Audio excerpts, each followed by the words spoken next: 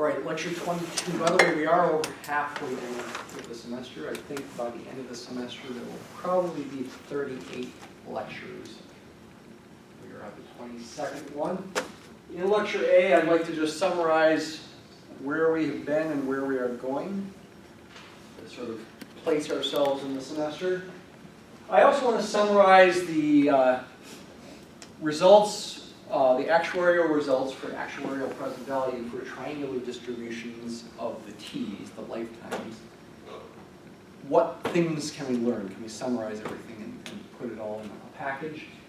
I'm not going to give you any more actuarial problems for homework, but there could be something on the next exam, though it probably can't be the entire type of problem that you've had. I probably would have to take a piece or two and try to help you with it to some degree or another. At the end of lecture A, we're going to talk about the definition of a convergence of a series in general. And then in lecture B, we'll spend a lot of time with convergence of series and convergence tests. And that will definitely spill over into lecture 23, probably both parts A and B of lecture 23. There's a lot of content there. So where have we been in Calculus 2 and where are we going? Well, I guess what's listed here is the entire semester's worth of topics. Maybe zoom in a little bit on this. So I think I briefly showed you this the very first day. We started the semester with integration techniques as well as reviewing chapters 5 and 6 along the way. Chapters 5 and 6 got into what is an integral, what does it represent, what are some of the properties of integrals, including the fundamental theorem of calculus. Chapter 6 gets into the basics of finding antiderivatives and differential equations.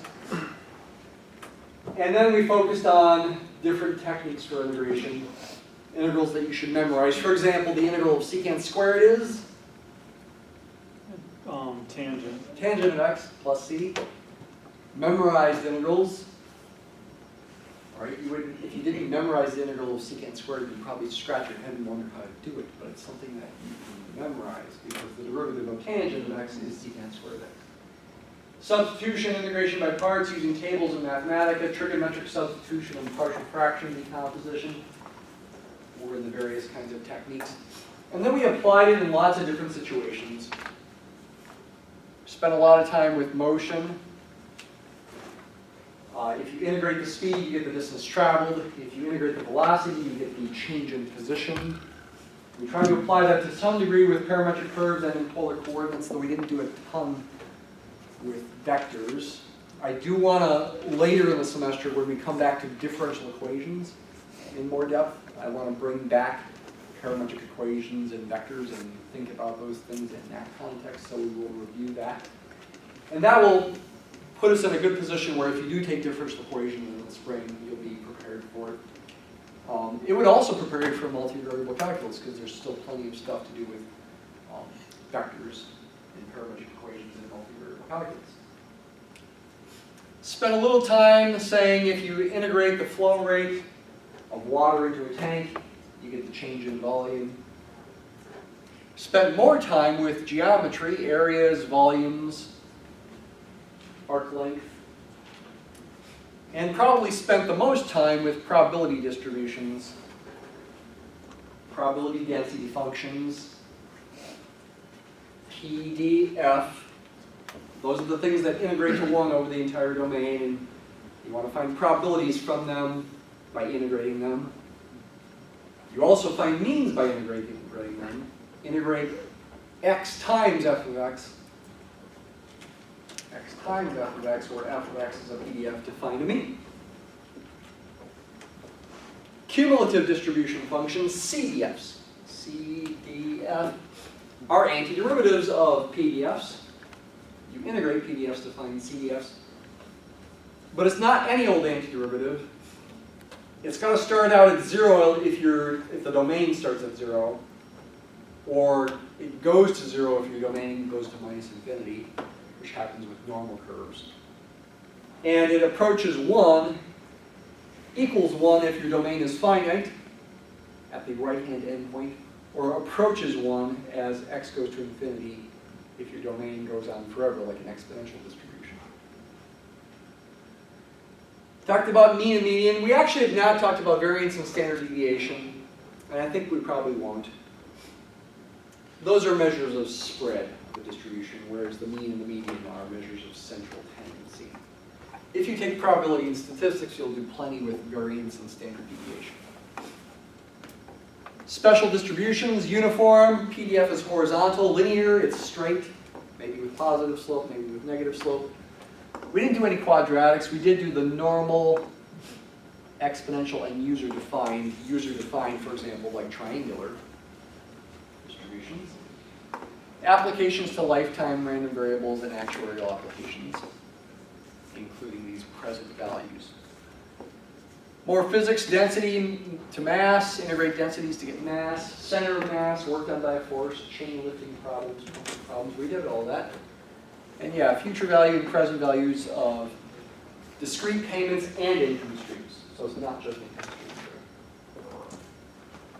Chapter 9 and 10 is what we're getting into right now. Chapter 9 is about numerical sequences and series. A sequence is a list of numbers that goes on forever and ever. A series is when you add the numbers in a sequence. Series means add. Geometric series, you're adding up. We'll talk more about that definitely a lot today. Definition and convergence, that's today's topic, as well as some theorems and tests for convergence, also today and also next time. We've already done geometric series to a certain degree. Then in chapter 10, we get into what are called power series, Taylor series, and Fourier series, where essentially the infinite series, these infinite sums, are treated as functions. You can plug in different values of x into these functions, and you can graph them, and use those functions essentially is what we're doing.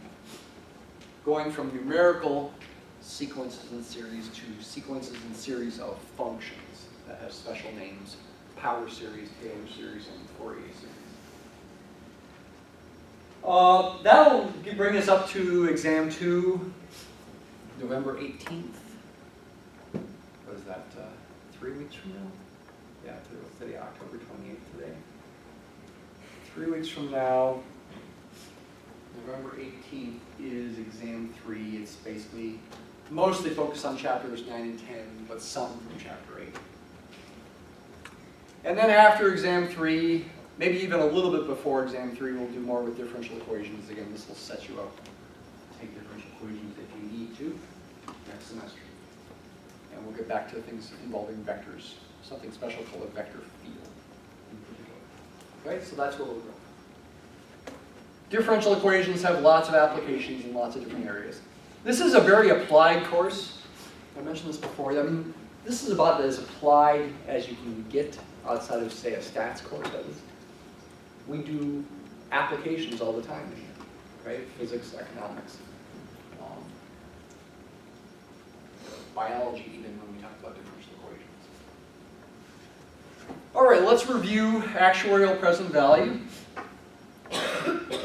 both of a single payment and an income stream. And let's resume.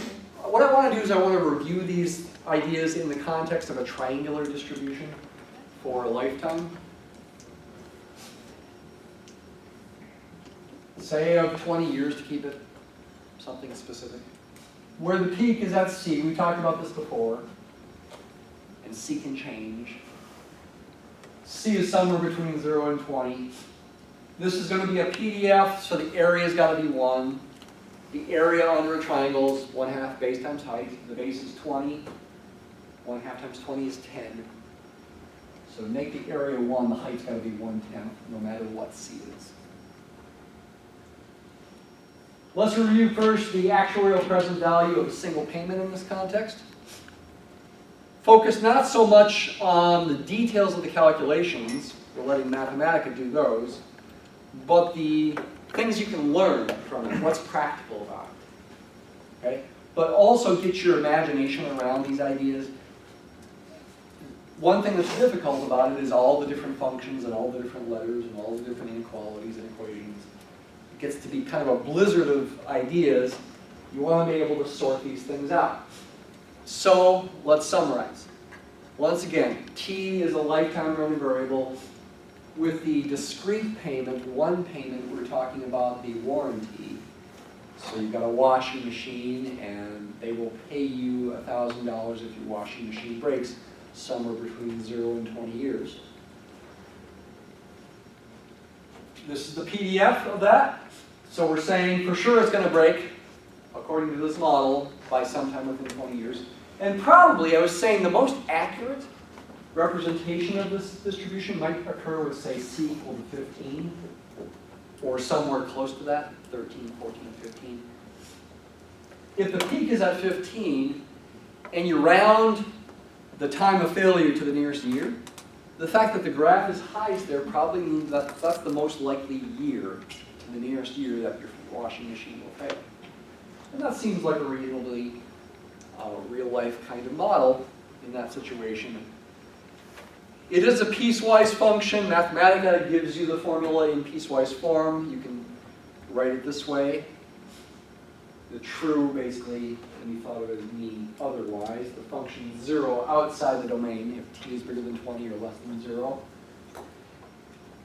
You can find the CDF for this. You can simulate. I'm not going to bother focusing on the time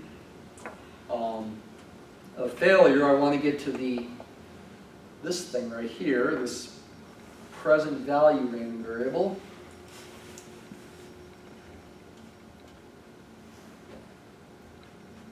Right? If you've got a future payment of $1,000 at time capital T, multiplying that by e to the negative 0.05 t is going to pull it back in time to the present, so to speak. It's going to find the present value. It's going to be less than 1,000 because e to the negative 0.05 t will be less than 1.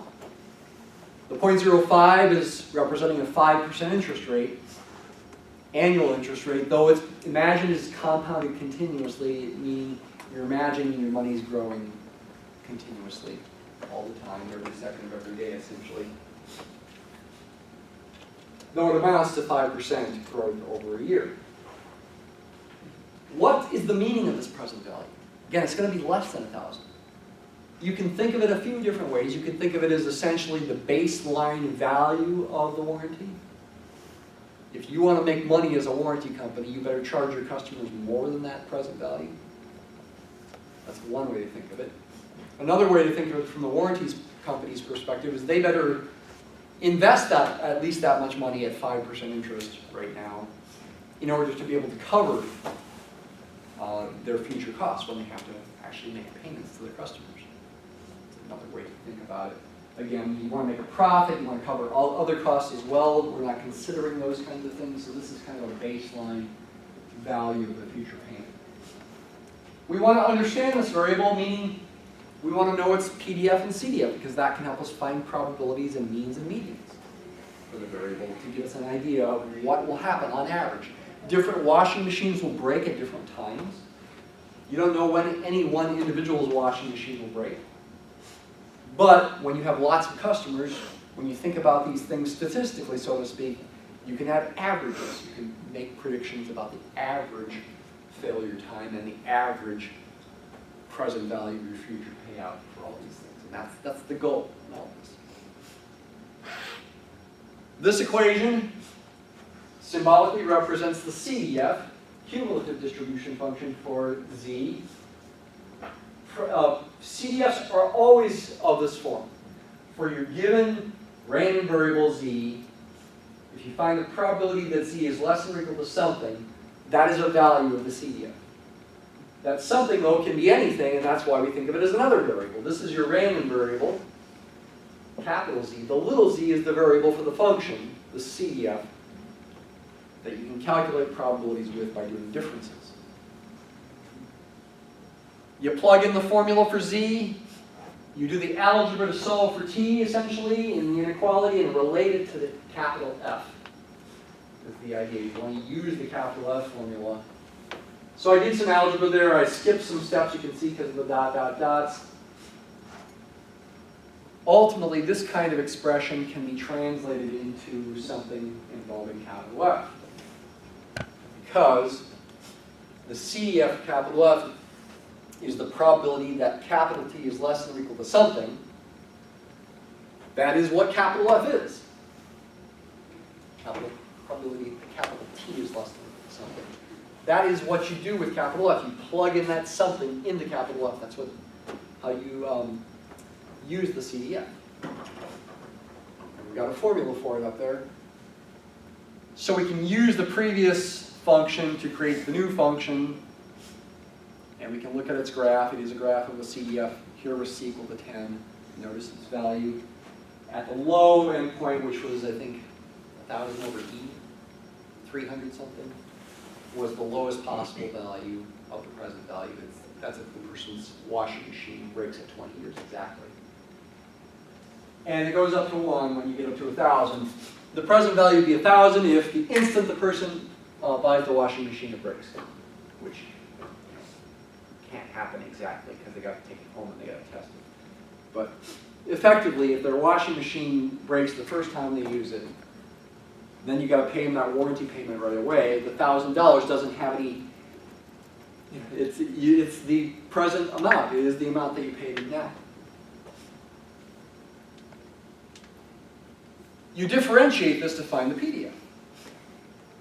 The PDF is found by the derivative. This is kind of fancy Mathematica stuff to calculate that derivative, and I'm not going to go into why I did it that way. And it's the PDF whose graphs are interesting to compare for the purposes of practical interpretation. So we've got 4 different PDFs here. The red one is when C is 0.1, the blue is when C is 10, magenta is when C is 15, and the green one is when C is 19.9. Think of the magenta one as perhaps the most practical one, the most likely approximate PDF at least. This red one is when C is 0.1, when your triangular distribution's peak is near 0, meaning a bunch of washing machines fail relatively early. The density is relatively constant between 600 and 800, almost uniform, then it goes down to 0 there. It's highest at near 1,000. Most likely your present value of your future payment is going to be relatively high. That does correspond to the fact that most of the washing machines are going to fail fairly early. At the other extreme, the green one is when C is 19.9, when the peak is close to 20. Then your washing machines tend to last close to 20 years. That $1,000 payment has more time. You got to pull it back toward to get to the present. Its present value is going to be a lot smaller. Most of the values are in smaller values for the green one. And the shape is relevant as well. I mean, the green one is very much right skewed. So the mean for the green one is going to be a good amount bigger than the median. That's what the shape of that distribution is telling you. The red one is left skewed, though not as extremely as the green one is right skewed. For the red one, the mean will be less than the median, but not by as much as with the green one being the mean is bigger than the median. You can try to get those kinds of information out just from looking at the picture. And we can do simulation and so forth, but I think the main lesson here, the magenta one is perhaps the most practical. So you would expect for charge your customers mostly in the ballpark of $400 to $600 if you only want to cover those future costs. Charge them more than that if you want to also make a profit. Technically speaking, you want to focus on the mean, but intuitively, the vast majority of the present values of your future payments are going to be between 400 and 600 for the magenta one. 400 and 700 if you want to be a little extra careful there. What about for the income stream? Do we get similar kinds of results?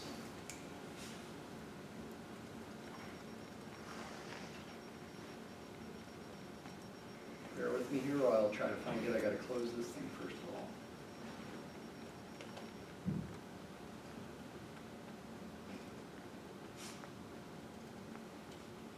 So we did a uniform distribution for t last time. Just this morning I went down here and I added in a triangular distribution, just like we just talked about here, with the one single future payment. Now the new situation is you're retiring.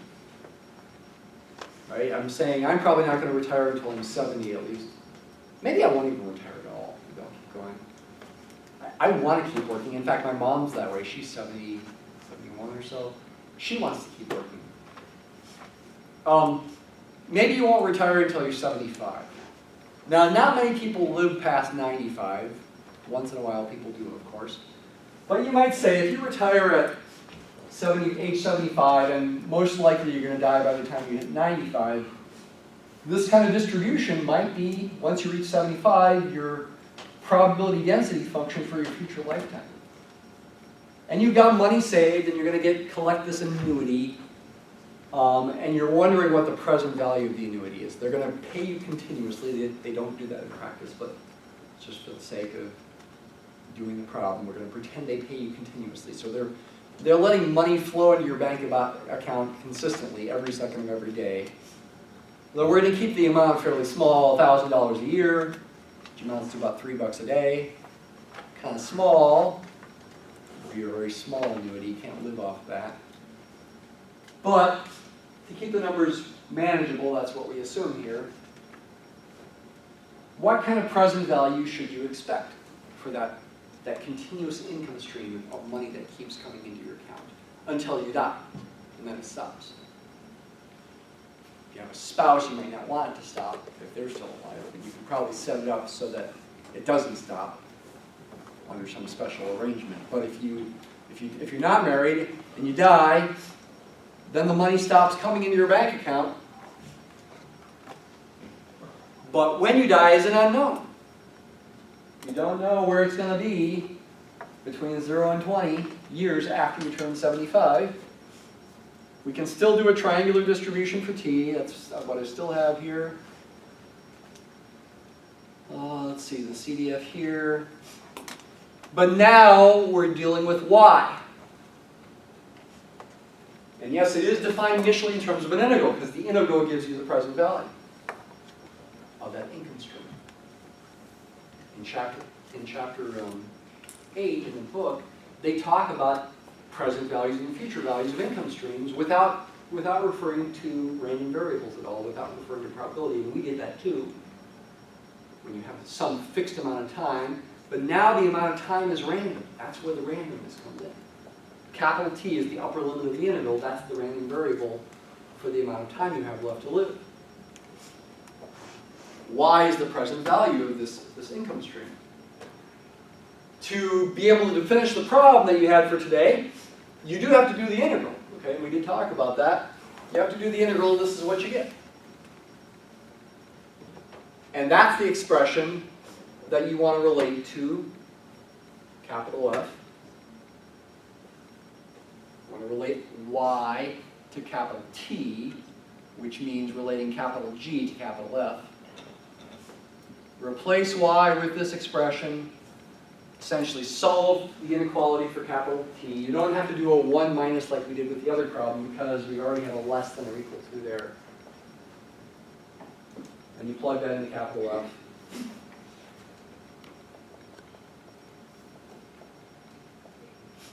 This is more complicated than your example because this one's piecewise. There's what the CDF looks like for this triangular distribution example for, not for capital T, but for capital Y. Kind of a nasty looking thing. Can we graph it? Sure, and it looks not that much different than the graph that we saw of the other CDF. CDF graphs do tend to look kind of similar to each other. Mm-hmm. How do you get the 20,000 in front of the minus y when you go up? When you take the integral? Mm-hmm. How do you get The 20,000, where does that come from? Yeah. It ends up coming from 1,000 divided by 0.05. But isn't that in front of e? Multiplied by e? When you integrate this, you're going to have to divide by negative 0.05. Yeah. And 1,000 divided by negative 0.05 would be negative 20,000. But why is there 2? Because 20,000 minus 20,000 e. let's just go ahead and do it.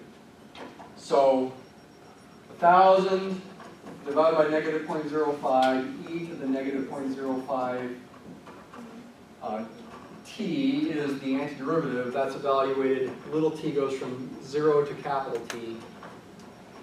This is the same as negative 20,000.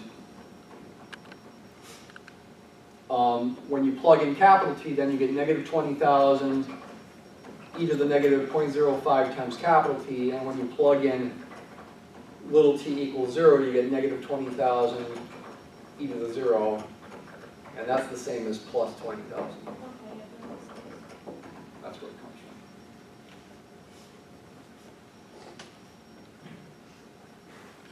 from. Let's just skip down to the main results here. You have to differentiate capital G to find little g.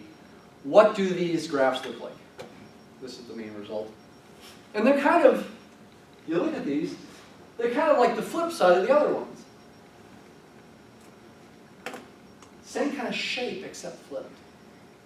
Maybe that's not so surprising since the z was 1,000 e to the negative 0.05 t, and here the y is got a negative 20,000 e to the negative 0.15 t. Where'd it go? It's got this, and then this other constant in front. Maybe that's because of that. Maybe it's not so surprising that these graphs look like the reflections of those other graphs across some vertical line. Probably with some stretching going on too. Definitely with some stretching going on. The domains of these graphs is much bigger than the domains of the other ones. The other ones were between about 300 and something and 1,000. These are from 0 up to 12,000 something. To make the area under them equal to 1, they also have to be lower. The range of values up here is smaller to make the area under each of these ones. But they are similar in shape with a reflection. So the red one, once again, I think is when C is 19 point, well, no, it's the opposite, isn't it? C is 0.1, actually. That's the red one. At the other extreme, when C is 19.9, that's the green one. Does that match with what you would expect? So if you die, if you're more likely to die early because C is small, the peak is where the value is smaller, the majority of the people are going to die more quickly after the 75th birthday in that model with the red one. So, what does that mean? They don't get paid for very long. That's why the present value is so small. This $1,000 a year comes in continuously for 20 years at about a rate of $3 a day or so. If they die pretty quickly, they don't get much money. So the present value is pretty small. That's the red one.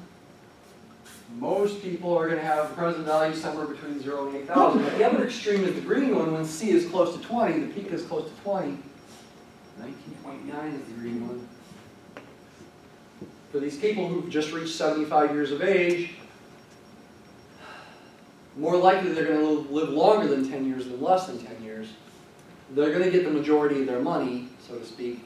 The present value is going to be higher. Though nobody gets a present value up to 20,000, even though if they live for 20 years, they do get $20,000.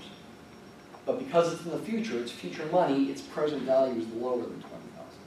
If somebody lives exactly 20 years, they get all $20,000, but the present value of that is 12,000 something at this 5% interest rate. Once again, the magenta one's probably the most realistic one. And that is telling you sort of the bulk of people have present values for the future payments between, say, 7,000 and 12,000. So they better have that much money put away now if 5% interest rates are available so that you can cover their future benefits. Why do you use Z and why do you use Y? Z was for a one-time payment when the washing machine breaks. Y is for this continuous income stream coming into your bank account. And that is consistent with actuarial notation. They use Z for the present value of the one-time payment and Y with an income stream.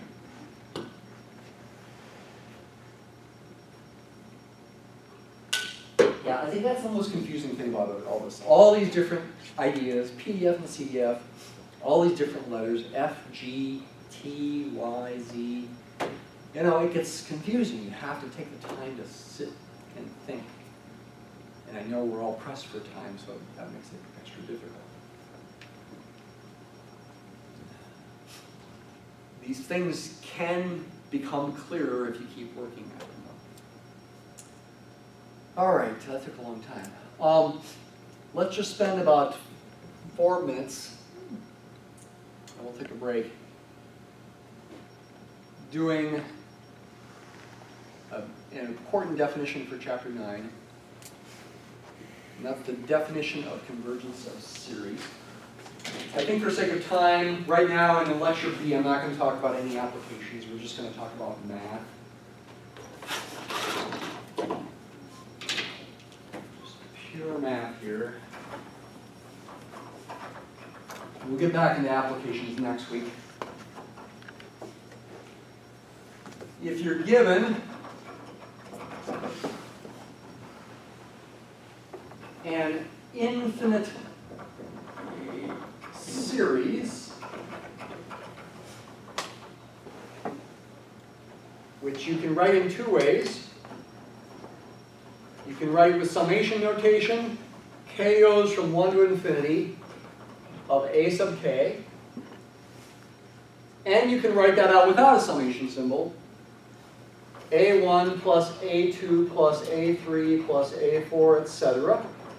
That's called an infinite series. As it stands, it's just a symbol. So I can write down some symbolism like this without thinking about applications and without even knowing whether or not this series converges or diverges.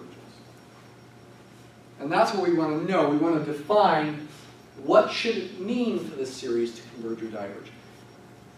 Little secret I mentioned the other day. Nobody can add up infinitely many things. It's not possible.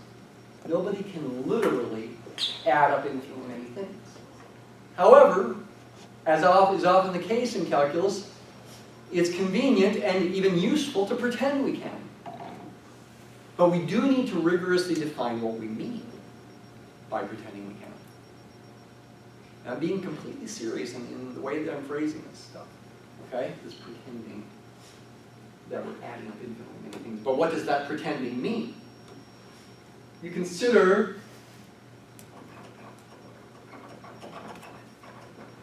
if you're given an infinite series like this, you consider what's called the corresponding sequence of partial sums. Your corresponding sequence of partial sums.